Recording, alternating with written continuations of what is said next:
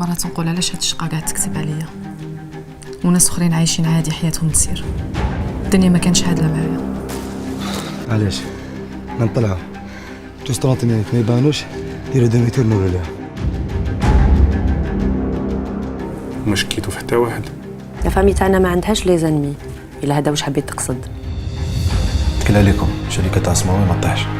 على بالي ماشي سهل. لي كارونتي ما عندناش وما يعرفوا مليح لا سيتياسيون تاعنا كيفاش راهي. كي يكون رزقك طاهر واسي واش تحب. بولانستا راني هنا.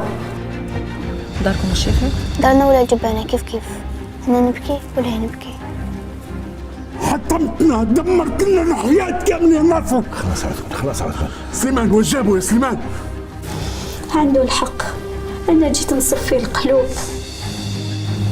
وانا ما جيتش نشوف المريضه، جيت نشوف صحيحه.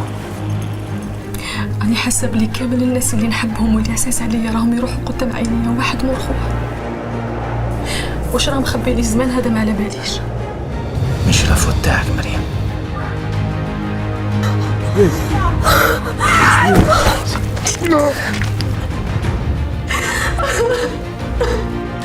شكون قال لي يخبط الباب يخبط قلبها ودخل خلاص وليدي يزعلي.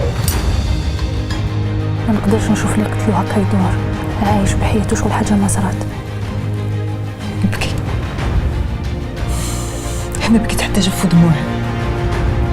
البكا دواء بصح الصبر هو دواء كل شيء. خسرت كل شيء في حياتي. بقات لي حاجه واحده ما لازمش نخسرها. مسلسل الأفراق على التلفزيون الجزائري في رمضان يلمنا.